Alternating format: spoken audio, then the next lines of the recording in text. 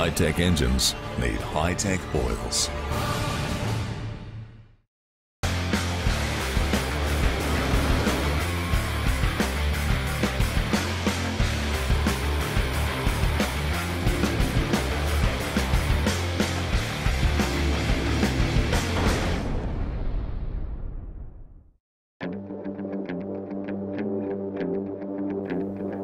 Kapiris is keen for another win after taking out round 2 at Portland. Reaction time goes to Ben Bray, but Kapiris around the outside. What a run from Kapiris. John Zapier is looking to improve on his round 2 efforts and get back into the winning form he showed in round 1. Oh, big hole shot for Russell Pavey there, side by side across the finish line. Sparks out of both cars, but John Zapier gets there with a 4.05. While Zapier and Kapiris have proven their dominance early in the championship, there are still 9 other drivers ready to step up to the plate. Oh, great race, very even off the start line as far as reaction. Oh, hole shot to John's runner. Is it going to be enough? As we see, a great run for Russell Pavey. He goes through. It's been a long time between drinks, but the Doorslammers are finally back in Tasmania. Track's looking better now than it's ever looked by a mile, I can tell you. The new concrete launch pad and that first bit of acceleration is going to be actually on concrete. So it's amazing. There's been 16 championships in top Doorslammer racing since its inception in 1996. There's 15 of the championship winners are here this weekend. So cream of the bunch, Tassie, unbelievable, mate. And the weather down here is looking pretty sharp. As long as it stays like it is, I think you're going to see some great numbers. There's so many competitive cars here. You've seen what Zappier's been doing the last few years. You see what Kapiris is doing now. You see what Morris has done, what Benny's done. I mean, any race can be won by anyone. Everybody that toes through that gate in top Doorslammer nowadays not only wants to walk away with the trophy, they've got a damn good chance of doing it.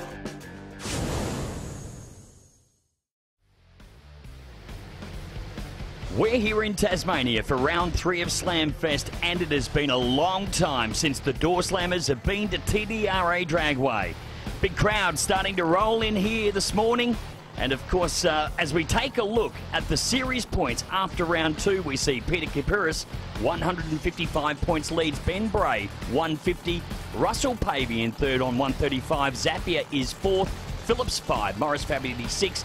Victor Bray 7 and Marcus Chambers rounding out the top 8. Joining me here this weekend is Rusty Gregory. Rusty, welcome along to Tassie. Fantastic to be here. I tell you what a fantastic little facility that they've got here down in Tasmania. We've got the first qualifying session for Top Doorslammer coming up now. We've got Tony De Felice and Big Russ Pavey taking to the track.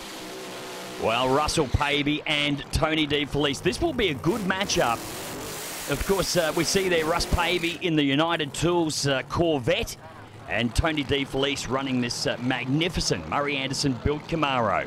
Yeah, Murray Anderson, he's the crew chief on this car. He's been around for a long, long time. One of the premier Doorslammer builders in the world. He's behind a lot of the big names that we see in the Slamfest series, of course. He built the cars of Victor Bray, Ben Bray, Peter Kapiris. He's had a hand in so many different race teams over the years, and it's fantastic to see him out here trying a lot of new ideas on this car for Tony De Felice. Yeah, absolutely, certainly is. And of course, in beside, well, Russell Pavey is a name that's not traditionally associated with the Doorslammer ranks. However, in the last 2 odd years, he has really stepped up this Ken Lowe combination. Ken Lowe, of course, the crew chief and the man that is responsible for pushing Pavey from running that world's quickest Morris Minor and getting him into this Corvette. Yeah, he's had a big hand in the construction of the car as well. I mean, Russ Pavey built this car from a kit that he got from the United States of America. Ken Lowe's had a big hand in the fuel system, setting up the engine, the drivetrain, and it's all starting to come together. Russ Pavey, he is a real threat in this Slamfest series. We just see Ken Lowe in the background there, tapping the windscreen, letting Pavey know that he is good to go, bringing it into stage. First qualifying session of the day. It's Felice with a big hole shot, an 0.65, looks good and clean. Tony very, very late with the shoots. Russell Pavey goes 4.49 to 2.26. Rusty, that was a wild ride for De Felice. Absolutely, very, very late in the shoots in the braking area. As we take a look at the replay, huge hole shot for Tony De Felice, an 0.65. That's almost psychic in qualifying. We see Russ Pavey get a little bit out of shape at the braking area. And there you go, out in front, Tony De Felice really stretches and pulls away for that big 166 mile per hour speed. Well, 4:49.2 for Russell Pavey. He actually posts the fastest time of the first pair, as we now see Victor Bray coming in beside Morris Fabietti. Still, first qualifier, but of course the second pairing now. All the family out on the trip to Tasmania this weekend. Of course, son Benny. We've got Marie Bray, Kelly McLennan, all of the family, and of course, along with Morris Fabietti's family, Mary Fabietti, young Fabian Fabietti. So it's a real family affair. Yeah, that's what drag racing is. It's all about family in this sport, and you don't get too many better examples of it than Victor Bray, of course. As you said, you already rattled off all the names of the family there, but then you've got the crew guys who have been with him for years and years. Guys like Graham Frawley, who have been around forever around Victor Bray's car. Then you move over to Morris Fabietti. You know, you've got Mary, his wife, who runs the merchandise trailer, does a very, very good job at that. You know, guys, Fabian Fabietti, who's been crewing on Morris's car forever. Like, these guys have just been around for so long. They know exactly what they need to do on the cars, and that's why these guys are so good. They're right at the top of their game. Well, crew chief Graham Frawley ready to bring Victor in. And, of course, the Holden Trade Club Monaro looking $1 million down here beside the Sid Chrome 57. Yeah, Morris is a guy who has really come up as far as the professionalism in the Doorslammer ranks has progressed over the past few years. You know, Morris comes from a sportsman background, but he's looking to lay down some solid numbers here in the first qualifier as both cars bump into stage. Great launch from Morris Fabietti. 161 and a 106 to the 60-foot time as both cars fairly tamed through the braking area, and a 466 with a 7 will put him into second spot at the moment on the qualifying ladder. Victor Bray, problems from him right off the start line. Yeah, the car just didn't get up and step up to the performance that he would have liked. In fact, even no parachutes for Victor Bray down there. We see the car just bobbing on the track as we go to a nice close-up in the replay. And we see Fabietti streaks away to go 466.7. Slots him into the number 2 spot at this stage. And we keep talking about family operations. You don't get too much more family than Gary Phillips. You know, this is a guy who's been racing blown alcohol cars for a long, long time in the Lucas Oil Products Studebaker. He's got his son Shane, who's out in front. He's the crew chief on the car. Of course, Debbie Phillips as well has been there the whole way through Gary's career. And the professionalism of this team is absolutely second to none. He's going to be taking on Peter Kapiris, who is currently the number 2 in the points coming into this round. And, well, a guy who's pretty hard to beat at the moment. Having a look at the screen, we see Norell backing up the Kapiris brothers' Saratoga, a relatively new car for the Kapiris team. They used to campaign the Batmobile. Studebaker, Mark Brew, crew chief on this team, just spraying a little bit of fuel in. You can see that dripping from the injector hat of Gary Phillips. And you mentioned Shane Phillips. He is a smart young man. This guy, he wants to drive, but Dad has said, not at the moment. You can just do all of the tuning. Of course, Gary still oversees it, but Shane is a big, big part of that operation. And it's fun seeing the young guys grow up around the sport, you know. Shane is very much in the same vein as Benny Bray, as we see Gary Phillips get off the line very, very nicely. 102 to the 60-foot timers for Gary. Late on the chutes as well, but a 422 with a 2 at 284 kilometres per hour. Fantastic run. Peter Kapiris not far behind with a 423. A fantastic run there, Jason. Rusty, closest race, closest pairing of the series so far here at Slamfest. Have a look at them as they go across the stripe. Just 14 1,000 separating them. The 422.2 from Phillips to the 423.6 of Peter Kapiris. Well, Morris, first run of the day, a 466. Tell us about that one. Yeah, look, we tried to do something a bit different. The track's not really there at the moment, so we tried something. Didn't quite work. It still spun the tyres in top gear. So we'll have a rethink and go back to our first game plan. It's a little bit cold, not a lot of heat in the track. How do you attack that from a racing point of view? You just got to calm the car down. That's what it's all about. You know, you get too much power in there, too much wheel speed, will spin the tyres. So you got to try and calm it all down and get it down the track. Well, Morris, thanks for your time. Hopefully we see you later on. Thanks, bud. Frankie Mamone, of course, Mr. Outlaw, 10-5, coming through now as we continue with qualifying. Short, sharp burnout, Rusty, for Mamone. Yeah, Frank might be trying something a little bit different. He really has been struggling with this rural deal. The regional tracks haven't been to his liking. Of course, that's probably got a lot to do with the small tyre under the back of that car.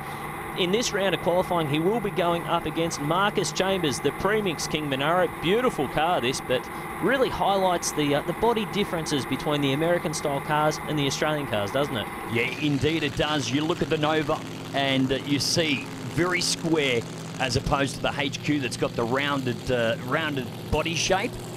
But Frank Mamone, he's really, as you said, struggled with some of these regional tracks, knowing that he is the quickest man on a 10.5-inch tyre, but has not been able to put the power to the ground. On the other hand, of course, Marcus Chambers, he's been plugging along very, very nicely. The Premix King HQ driver has been certainly very sharp on the tree at previous rounds, and we'll see how he goes. Qualifying, continuing along, of course, remembering that each of these drivers gets one qualifier, and then we head to round one. As we're in pre-stage now, both cars bump towards full. You'll hear the revs start to build, and off we go. Frank Mamone out in front, no problems. Well, is there a problem? Marcus Chambers drives around him with a 4.90. Frank Mamone, more troubles from half-track on.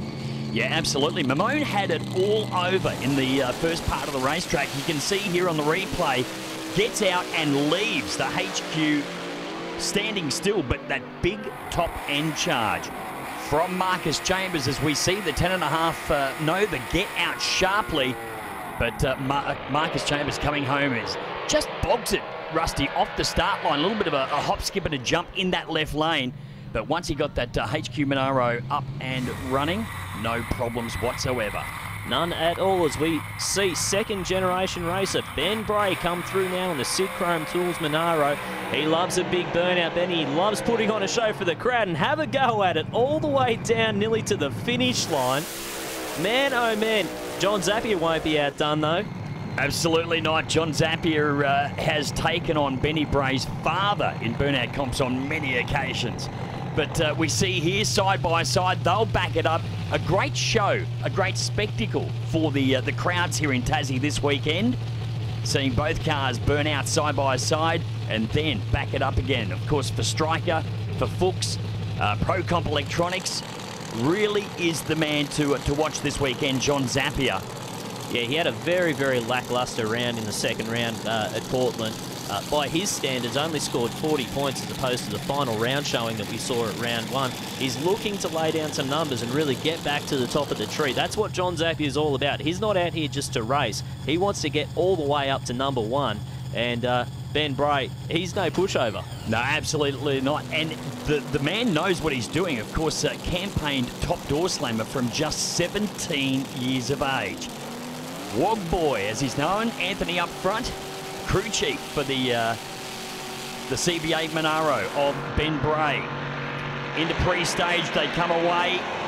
Bray gets out, he's got the charge. Zap got very close to the side or the centre line, but was able to keep it in his lane. 429, 276 kilometres for Zap, and a 434 for Ben Bray. I tell you what, that was a fantastic drive job from Ben Bray. I can't wait to see the replay on this, because if you have a look at the injector hat, the car started to turn the tyres. He never actually got full throttle the whole way down the racetrack. He was feathering the throttle, and a 434 is the result. John Zapier, whole shot off the line. He was second to the finish line, but still records that 429 to bump him all the way up to number 2 on our qualifying list. Well, talking about keeping the butterflies open, John Zapier kept them flat pegged open, even though the car got a little loosened towards the centre line. He did not back off. Well, we go racing with Mark Valeri now in this absolutely beautiful HSV Monaro. I was going to call it a Commodore there for a second. He'd come after me if I did that. Test driving this car for a different owner this weekend. Obviously, the owner wanted an experienced pilot behind the wheel. Mark Valeri, one of the young guns of the Doorslammer movement in Australia. And this thing looks $1 million, doesn't it, out on the track? Oh, absolutely, for sure. This car looks sensational. Of course, owned by one of the locals down here in Tassie. Lee Flaherty is the man that actually owns the car. But as we've discussed, Mark Valeri taking the opportunity to have a little bit of a steer. Well, we keep talking about the second-generation racers, and Mark Balleri is no different. He is a second-generation driver, of course, son of Lucky Balleri from Sydney, who had a string of very well-known door slammers in the early to mid-90s, and always had fantastically presented cars as well. This one, absolutely no different. Yeah, the Lucky's Toy range of cars. Steve Stanek was the driver. Of course, he's one of the crew, and in fact, the crew chief is young Steve. Here we go. Oh, he just smokes the tyres. A little too much power, maybe not the right clutch settings. But he decides, hey, while I'm here, let's stick the throttle full open, and runs it on through. 879 with a 232 kilometres per hour. Yeah, when you're not paying the bills, you might as well get stuck into the throttle, eh? That's the theory. That you'll see on the replay, just way too much horsepower right at the hit of the throttle. And he rolls it down track a little bit further, just to make sure everything's okay, feels it out. No oil coming out, so he gets back on the throttle right there, legs it on through the top end. Chutes come out, that's most important, and an 879 from Mark Balleri rounds out qualifying. Well, Zap, first run of the day, a little bit wild there at the finish line. Yeah, wanted to cross the centre line, so quick pedal, and I pulled it back into my lane, and looks like 429 will be good for second qualifier. We'll see who we've got, and then we'll look at the data and see if we can just tune a little bit up in it and tighten it up a bit earlier, but be careful in the area where it went crazy. Yeah, no, it's pretty good. The track's a little loose in the top end, but cold weather and all that, I think it's given a bit of grief. A couple of sprinkles of rain don't help either. By half track, I had it down to 50% throttle, so I could probably grow a set of kahunas and get that up a little bit more. But in the data, we can detune the motor, which will make the car accelerate a little bit better instead of spinning the wheels. So that'll be our aim. So as we take a look at the qualifying results, Gary Phillips at the #1 position with a 422. Peter Kabira slots into 2 with a 423. John Zappia, #3, 429. Then Ben Bray, Russell Pavey, Tony De Felice, Morris Fabietti and Marcus Chambers round out the top 8. Stick around, we've got more action coming up after the break with round 1.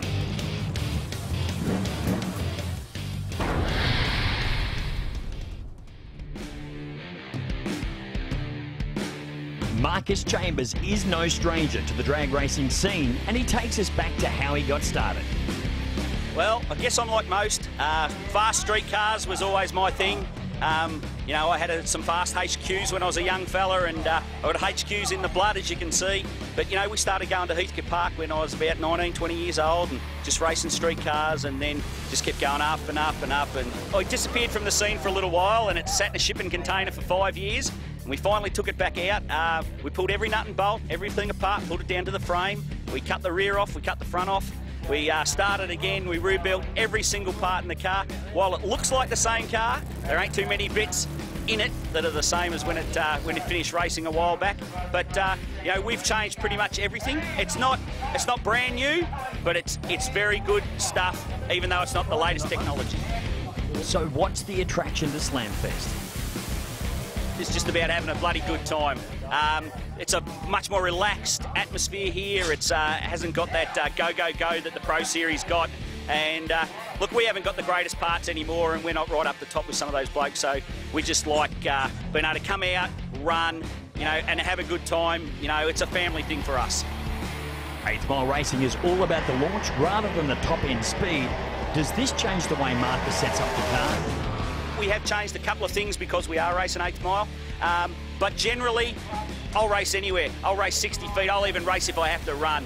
Racing is racing, and the more we can do, the better. I think at the end of the day, quarter mile racing will still be around, but the 8th Mile, especially for these regional venues, it is a way of the future for short, sharp, entertaining race meetings. I think Slamfest fills that hole very, very well. As we move into the first round of racing, the crowd is absolutely jam-packed in, and they can't wait to see the first round matchups. Take a look at the ladder now. We see that Gary Phillips has in fact got the bye due to being the #1 qualifier. Felice and Fabietti, Capiris Balleri, Bray and Zappia and Mamone will be the first round pairings. Yeah, some big matchups there. The big one for me is Victor and Ben Bray, but we'll get to that in just a little while. We've got the first pair of cars on the start line now. It is Tony De Felice up against the Holden Trade Club Monaro of Morris Fabietti. What a matchup. We saw them qualify a little earlier, and now coming into the race side of things, it is all about running the quickest time and getting the win. Because, of course, progression through to the semi-final means that you not only need to win your race, but you need to be one of the top 4 quickest cars. And that's where strategy comes into it. Gary Phillips, although he's got the bye run, does not necessarily mean that he's going through to the next round. You need to be one of the 4 quickest winners. And that's a big ask. In changing conditions, we've been going from sunlight to overcast to a little spot of rain as well today, so conditions changing very quickly, making life pretty difficult for these crew chiefs. What a pair up. In qualifying, Felice went 4.60. Morris Fabietti went 4.66. Just 6 100ths of a second separating him based on the qualifying efforts. Yeah, nice and close, and that's what we like to see. That's what Slamfest is all about. The regional track, Tasmania, doesn't see a lot of big horsepower cars, but that being said, it really is an equaliser for a lot of these guys. On paper, Morris Fabietti should have this run and done, but we don't run them on paper. That's why we run them on the track. Well, that we do, as we get a great shot of both the cars here at TDRA Dragway. And into stage now, we can see Fabietti up on the 2-step, leaves with a great 0.23. He is way loose, tags the wall, comes in behind De Felice. What's going on?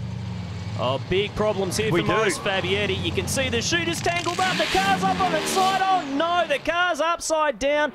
That is a terrible end for Morris Fabietti here in Tasmania. The safety crews are on the scene, but that car is not in a good way. Rusty, I've got to tell you, I have never seen anything like that ever happen on a drag strip braking area ever before.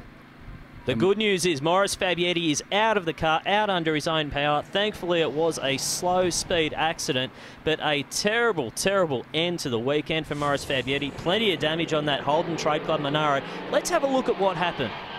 Car gets loose at around half-track, then he just gets off it, jumps back on the loud pedal, and puts him into the wall. Now, you can see that red chute is tied up on his wing. That's Tony De Felice's parachute, and that is what's brought him unstuck.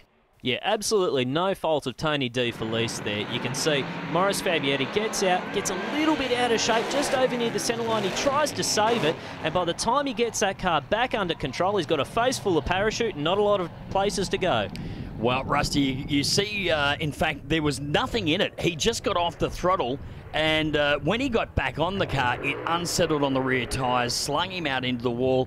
That is a huge shame, an absolute huge shame for Fabietti. Of course, he runs with the support of the Holden Trade Club, but he really is a privateer in many other ways. Yeah, you can see that replay really does tell us a lot. It was a big hit into that left-hand side wall. Thankfully, Morris is okay after that big tumble at the top end, and the safety crew is doing their job as they always do. And thankfully for Tony De Felice, he was fine as well. Checking out the damage, the injector hat absolutely smashed to pieces. Of course, made of carbon fibre, but the easiest thing to probably break on a rollover. And we see Mary Fabietti there just making sure that her husband is A-OK. Of course, in the background, you can see some of the other races. Lucky Baleri there as well, Mark Baleri. We've got Peter Kapiris down there. An absolute devastating shame for the team Fabietti. Yeah, the good news is the car's actually going back to the pits on all 4 wheels. It's not going back on a trailer. That is a big plus as far as the damage. Hopefully they can get that car fixed, and we'll see him back at the next round of Slamfest. Here we go, second pairing in round 1. Russell Pavey to take on Marcus Chambers. So we have a look at the qualifying of those guys. Marcus Chambers went 4.90. And, of course, we saw Russell Pavey run a 4.49. Now, Russell Pavey, as we mentioned at the top of the show, running with the support of Ken Lowe. Now, they really have hopped this hot rod up. I mean, 4.49 is up there with the likes of, the Zappiers, the Victor Brays, the Ben Brays. All the quick guys we now see Pavey actually being able to mix it up with them in this 63 split window Corvette. There is absolutely no shortage of horsepower in this car. He may not have as many parts as some of the big guys, but the stuff that he has got is the latest and the greatest, and he makes it work for him. That is the key, working with the bits and pieces that you've got. Well, he's got an absolute genius on board when it comes to crew chief Ken Lowe. Marcus Chambers moving in beside him. Chambers, of course, from Victoria. He also is probably what's considered as a part-time top door slammer races. Has raced, of course, over in WA. In fact, was the round 1 winner way back in 2002, 2003 over at Kwinana Motorplex. He was the top door slammer champion. So he knows how to win. He knows how to get to the finish line first, but you've got to remember, they've got to get there quick. Chambers blows the tyres off at the hit of the throttle, and Russ Pavey goes through. A 4.56 with a 9 actually slows down a tick on his qualifying time, but is it going to be enough to get him through to the next round? That's what it's all about. Remember, quickest 4 winners. Well, 4.50 versus a 4.40. When you're looking at the consistency from Pavey, hopefully for his sake, it is enough to get him in. And Marcus Chambers, well, it all went pear-shaped, as you can see off the start line. And from there, the Corvette was able to put the power to the ground and drive it to the stripe. Number 1 qualifier now, Gary Phillips. We saw Phillips top qualify with a 4.222. And boy, hasn't he got some credibility about him. 14 times Australian top alcohol champion. And of course, he's won a top door slammer championship as well. First drag racer to run over 400 kilometres in a door slammer, and is currently the 2nd quickest Slamfest driver on the tour. Yeah, very, very impressive stats when you look at it, and that is why he's the number 1 qualifier. He went out, he's got a lot of experience on these regional tracks, went a 4.22, as you said, put him at the top of the tree. Now, he's got 2 ways of looking at it here. Remember, although he is guaranteed the win, he still needs to be one of the quickest 4 winners to go through to the next round. So he's got the opportunity to throw everything at the track, but as you can see, lots of cloud cover starting to come over the racetrack, the track cooling down, conditions really starting to change here, and for crew chief Shane Phillips, this is going to be a real challenge for him, trying to set the car up for the changeable conditions here at TDRA Raceway.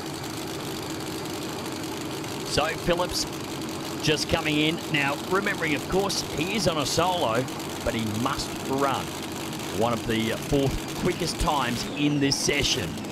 Running for Lucas Oil Products, he is a professional drag racer by trade. So Phillips will be putting everything he can into this run. Bumps into full stage.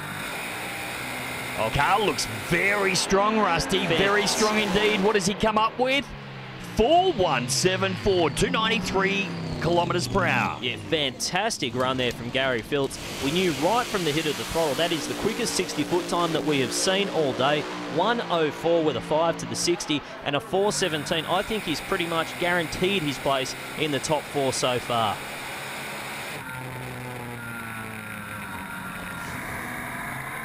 So 4th pairing in round 1 of eliminations. Peter Kapiris will be taking on Mark Balleri. Balleri on the right-hand side of the screen.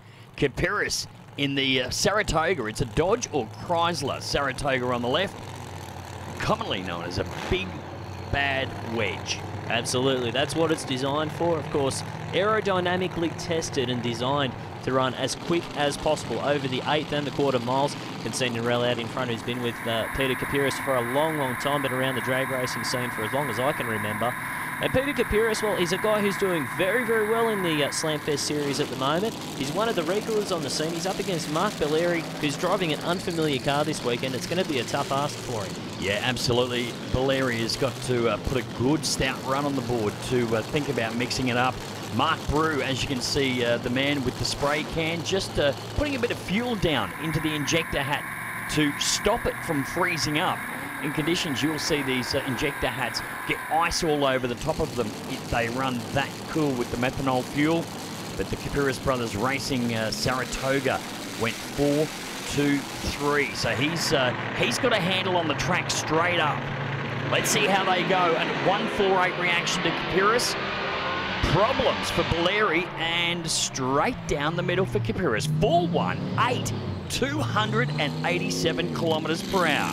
Wow, fantastic run for Peter Kapiris. He didn't make it easy for himself, though. He really got close to that centre line, right at the finish line. Very late on the chutes as well, but there's plenty of space here at TDRA Dragway to get that thing stopped. Unfortunately for Mark Valeri, the car did exactly what it did in the qualifying round, smoked the tyres right at the hit of the throttle, and that is not going to win you any races at all. Well, I've got to tell you, Rusty, from that angle, I thought he was straight down the groove, but you have a look at the replay from behind, and he really did get out near that centre line. Here comes Victor Bray. Victor Bray will be taking on son Ben Bray, the kid as he's known. And we'll see. He's no kid any longer. He's a man with his own family. Great in-car shots. You can see the smoke from the rear tyres just pluming in and filling the cabin absolutely full. Well, if you ask Ben or Victor, if the cabin's not full of smoke, it's not a good burnout. That is the golden rule. But Ben Bray, you can see right at the finish line, that car rolled all the way down there. Nice big smoky burnouts. Marie Bray always looking on with some trepidation when Victor races. Ben, of course, when you've got the two closest family members on track at the same time, I guess it does get the heart rate up a little bit, makes you a little bit nervous, doesn't it, Jason? Yeah, absolutely. Watching both her husband and son go head to head. Now, I did mention a little earlier, of course, Victor Bray, 6 times Australian top door slammer champion. He's held multiple world record speeds over the time. But, of course, Benny Bray, no pushover. He's been a junior dragster champion. He's been a top door slammer champion and a top alcohol champ as well. Yeah, he's got the runs on the board. It really is a tough ask. Victor's been out of sorts, you know, for a couple of years now, but he's really starting to get back on top of this combination in the big 57 Chevy. And I think he's going to give Ben a pretty good race here. Both cars in pre-stage now. You'll hear the revs start to come up, and we will go racing with the Bray boys. Which of the Brays will make it through to the semi-finals? Only one can go through.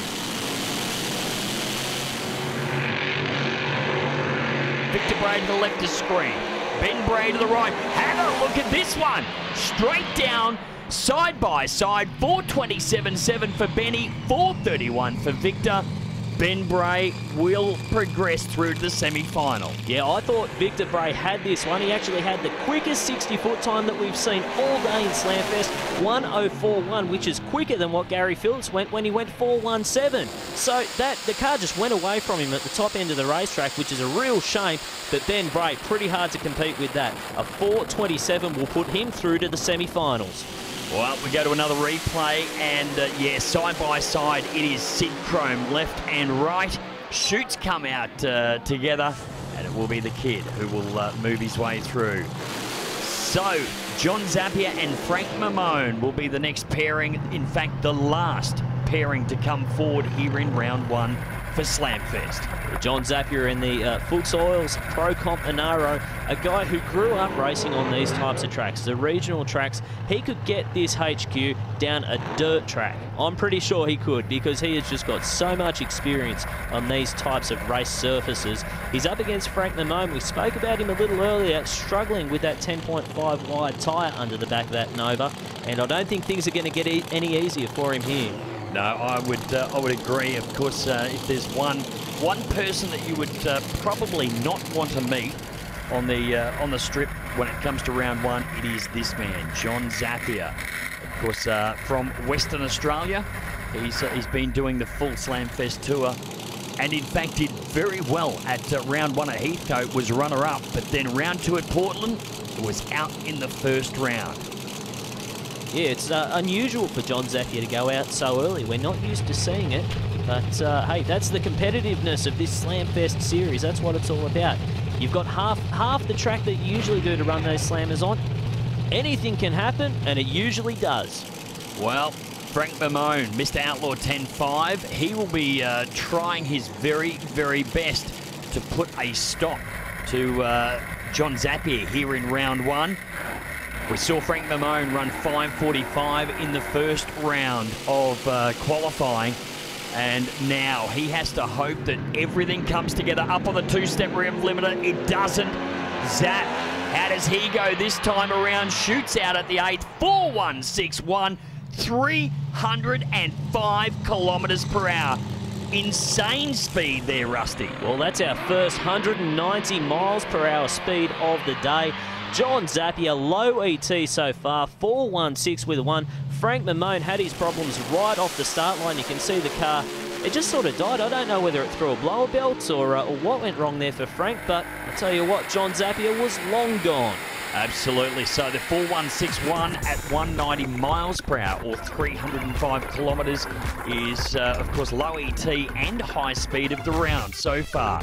As we take a look at the results from round 1, John Zappia was the fastest, 4161. Gary Phillips with a 4174 was second fastest. Peter Kapiris was third with a 4188. Ben Bray, number 4, with a 4277. And even though Tony DeFelice and Russell Pavey got the win, unfortunately, they weren't in the top 4 quickest. So we see Gary Phillips taking on Peter Kapiris in the semi-final, and it will be John Zappia taking on Ben Bray.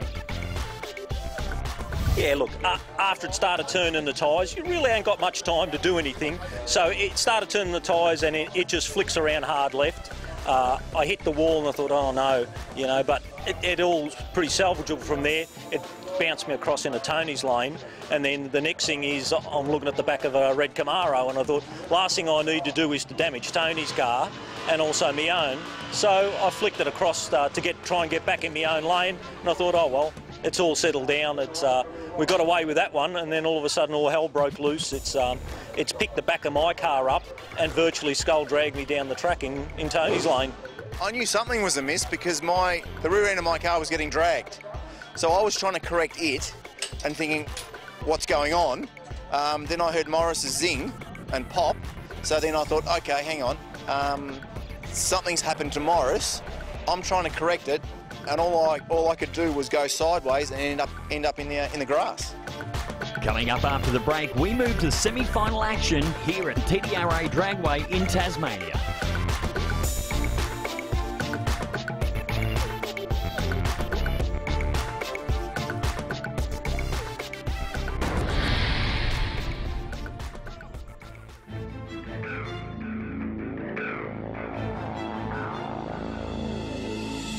Gary Phillips is one of the most respected drivers in the Australian drag racing scene, and if you've ever wondered what the crews have to do on a 3,500 horsepower machine between rounds, who better to ask than Gary himself? Yeah, the normal deal is, first thing you do is get the car up on the projects, jack it up, drain the oil. Some guys drain it, throw it out, some guys drain it, put it back in the tank again, because they have dry sump systems on them. Then the crew starts getting the rocket spark plugs out, rocket covers off. That way, then you can go and set the valves, adjust them. So, you know, check the springs maybe. Depends how much you wrang its neck. The clutch is usually the last thing that's adjusted after it's cooled down. Some guys change the clutch between runs. We don't. We try and do the whole event without changing the clutch, so it has a. Once it takes a set, it's good, but some guys got different attitudes towards that. You know, in the process of doing the valves, you might leak the engine down to see if there's any leakage in the valves or in the pistons or whatever. Look at the spark plugs, that's a telltale as well. On the 8th mile stuff, some guys check the bearings between runs. It depends on how short the fuse is for your particular tune-up. We don't check the bearings. That's not saying we're standing on it, it's just that we choose to run the car a little bit different to some of the other guys. The computer's downloaded, or the data acquisition unit is downloaded, then whoever's making the tune-up call has time to go and have a look at that. Pretty much go through and have a look. The biggest parts killers on these things are probably valve springs and the clutch. So you just have to pay attention to detail with little tails off the end of the springs in the oil. You'll see that people go, or Debbie goes around with a little magnet and looks for broken tails and stuff like that. The quality control on the springs that we get these days is pretty good, so you don't usually have that trouble. That's usually a harmonic problem. When with the camshafts and the valve springs that are available, it's touch wood, that's under control. So Gary Phillips will take on Peter Kapiris and John Zappia will take on Ben Bray, with the winning pair moving through to the final. And the crowd here at TDRA Dragway absolutely on the edge of their seats with anticipation. The first one will be Gary Phillips and Peter Kapiris, the second and third quickest cars that we had in the first round of racing. Yeah, that's right, Rusty. Gary Phillips running 4:17 and Peter Kapiris running 4:18 in the first round. Well, on paper, these guys are very, very close, but Gary Phillips, did he have the edge in that first round? Had the bye run, was able to try a few different things. Does that give him a bit of an edge coming into the semi-final round here? Well, I don't think so. I mean, he had the 104 60 foot, which is the quickest, but then Peter Kapiris had a better reaction. So if you're to couple both the ETs and then subtract the reactions, I think we're in for one real close race. Well, Gary Phillips, one of the true professionals of the Slamfest series, running the Lucas Oils Studebaker. As you said, you touched on it earlier on in eliminations, one of the most experienced blown alcohol racers this country has ever seen. He's a multiple-time national champion, and Peter Kapiris is no pushover. He's won the Top Doorslammer Championship twice as well. Absolutely. The fruit and veggie wholesaler from Victoria is Kapiris, and as I mentioned a little earlier, also the Lucas Oils team for Gary Phillips. He is a professional drag racer by trade. Helps build other people's motors and certainly imports a lot of go-fast parts from the USA. Mark Brew up front doing the final adjustments on the Dodge Saratoga mountain motor. And you would say that this is undoubtedly going to be the edge of your seat style racing, Rusty.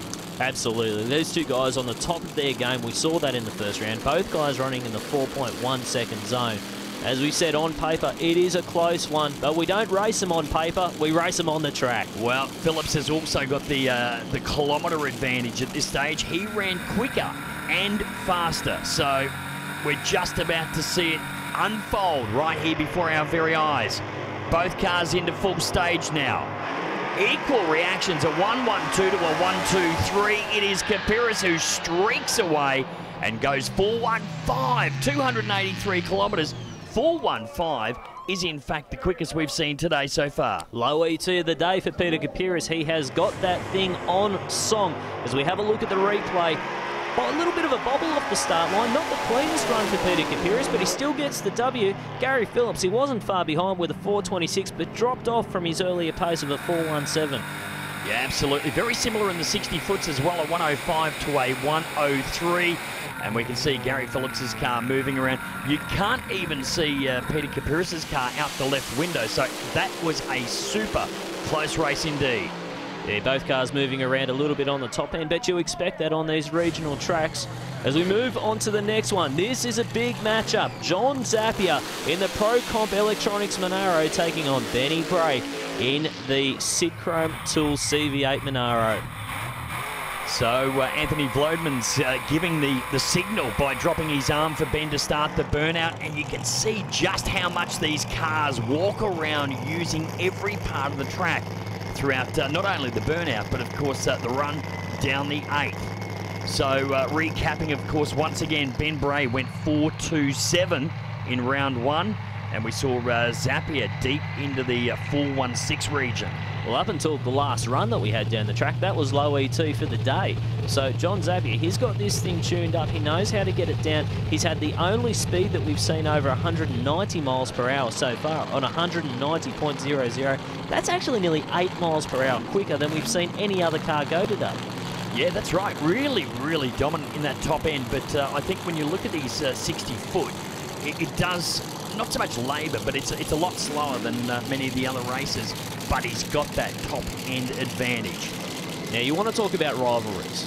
The Bray and Zappia rivalry over the last 20 years has been absolutely huge. Not just with Ben Bray, but also his dad, Victor. Ben's really picked up the torch and carried it for the last few years. And I don't think you'll find too many rivalries that are more intense than the Bray-Zappia rivalry of the past 20 years. It has just been an absolute nail-biter. Yeah, it certainly has, and it's culminating right here in the semi-finals. Remember, the winner of this pair will, in fact, meet Peter Kapiris in the final. Who will it be? John Zappia left of screen or Ben Bray right of screen in the Sidchrome CV8 Monaro? That's Benny Bray right there. Have a look at the technical aspects of inside a top door slammer. And you don't get any greater shot than this, Rusty. Straight over the injector hat. Oh, runs it out the back door. What a close race. 4:26.6 to a 4:1.20. Well, we saw Peter Kapiris go into the 1.5s, and John Zappia says, no, that can't happen. I need to have that quickest ET back. 4:12 to a 4:26. Well, 4:12, that's low ET by 300ths of a second. You want to talk about days in drag racing. 300ths of a second is massive in 8th mile racing. Ben Bray certainly gave him a race. The margin of victory was very, very close. But unfortunately for Ben, he's on the trailer. The Bray name is out of racing today. And the final round will be John Zappia taking on Peter Kapiris, the two quickest cars that we've had all day long. That's the way it's meant to be. Well, the West Aussie in Zappia taking on the Victorian Peter Kapiris. It will be a showdown to stick around for here at Slamfest. Yeah, no, that was an awesome run. A bit hard to stop that one. We had to go down a little bit further to the next exit, but the Fuchs Pro Comp Monaro was flying on that one and got the job done, and we're in the final. I did notice a little bit of hesitation going into stage between you and Benny. Were you hanging out on purpose, or was it? I wasn't hanging out, but I went in first and I was revving my engine, and he seemed to take a little while, but it wasn't excessive, so I'm prepared for that sort of tactics, so it's all good. Well, Peter, going to another final round here in Tasmania, you must be pretty happy. Oh, mate, I'm always happy to go to a final. That's fantastic. Yeah, I mean, I've got Johnny's sort of on the money that round. We went the quickest here, obviously, then he had to come out and beat it, so obviously he's on his game. But like I said before earlier, you know, the track has got more and it is getting a lot better, so I mean, this one's do or die. You just throw everything at it and hang on and, you know, hope for the best. Well, it's going to take a little more than hoping for the best. Of course, Zappia and Kapiris, these guys have faced off against each other on numerous occasions as well. Well, this is the way it's meant to be. We've got the two quickest cars that we've got on the grounds here today, Peter Kapiris and John Zappia. This is going to be a final round for the ages. What a classic battle, 4-1 to a 4-1 when you talk 8th mile times. That's what they both ran in the semis. And I hope, Rusty, we see a similar performance as it should be. Well, after talking to both drivers in the last round, they both said that there was more left in this track. John Zappia in particular said that he was underestimating it. He thinks it's got plenty more left in it. So that's a big tick in the box for the TDRA Racing Association. Of course, they've done a fantastic job getting this track up to Slamfest specifications, and it's really paid off with the times that we've been seeing today. Yeah, definitely, Rusty. We've seen, you know, some stout 4-1-second passes, but, I mean, to hold 190 miles per hour is just sensational. Absolutely, and looking at the Kapiris crew as we come back to the line on board with him, one guy that we need to talk about is Jeff Cuttajar. He's a long-time crew member of Peter Kapiris, been with him forever, one of his best mates, and it's just great to see the kind of camaraderie that we see in the Slamfest series. Yeah, couldn't agree more. I mean, the Kapiris team, you see a range of people that have in fact been with him for many, many years, including, of course, Jeff Cuttajar, as you mentioned, Wayne Whitmore, Narelle Ruffley that backs up Peter Kapiris. So a whole host of people that certainly bring this team to the track, not just the driver. Yeah, John Zappia no different. He's got a long-time crew on board with that car, one of the most well-rehearsed crews that you will find in the pit area. But that's not what it's about right now. It comes down to these two drivers, who can be first off the line, who can be first to the finish line. It's going to be a driver's race, I can tell you that right now. Well, thumbs up from Mark Brew. We get set, and we are in for one hell of a final. Well, we're not far away from a start. Peter Kapiris edging towards the start line. There's nothing the crews can do now. It's all in the driver's hands. You'll hear the revs start to build, and we will go racing.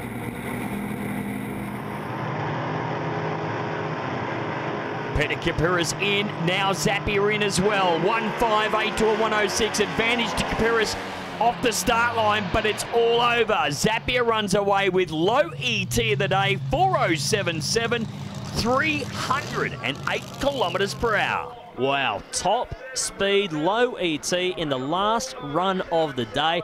Fantastic job by the Fuchs Pro Comp Monaro. And I'll tell you what, have a look at the camaraderie up there on the start line. Both crews all very friendly in the pits, giving each other a hug and a congratulations. But Peter Kapiris turned the tyres at half-track, got out of shape, and you can see John Zappia go streaking off into the distance. Well, the in-car shot from Kapiris' car showed just the speed at 308. Watch as we go from reverse cam. That thing is crazy. You see exactly how quickly these top Doorslammers accelerate away from the start line. Again, we look to Peter Kapiris got loose at around about 100 foot out from the Christmas tree, and it was Zappia all over from start to finish. So let's take a look at the points after round 3. Peter Kapiris is on top with 245. John Zappia closely behind, only 5 points off with 240. Ben Bray in third, back on 210, followed by Russ Pavey, Gary Phillips, Maurice Fabietti, Victor Bray, and Marcus Chambers rounding out the top 8 on 120 points. Yeah, well, I mean, I think we just give it a bit too much. It got out on me, and yeah, it's just I couldn't bring it back. I had to let it go. Just talk us through the run. Did it shake right at the start, or what did the car do? It got out just before I hit second gear. It just shook, went over to the right, and I mean, if I stayed in, I would have crossed the centre line anyway, and it's just silly anyway, so. Well, it's tightened things up at the top of the point score for the championship. Yeah, it'd be real interesting. You'd be a little bit in front of me, I dare say. So. Yeah, I didn't know where he was. It was just it was using up a bit of track, and it was blurry, and it was just, yeah, it was fast. Now it's tightened things up at the top of the championship. Are you going to continue to run the rest of the rounds? Yeah, no, we're going to Mildura and then wherever else we end up. But Perth next week, and Peter's 70 points ahead on the quarter mile series. So yeah, we're going to have a battle right through to the end of the season. That wraps up all the action here in Tasmania. Next round, we'll see the Slamfest series tackle the Sunset Strip at Mildura. On behalf of myself, Jason Bean, and Rusty Gregory, we'll see you next time.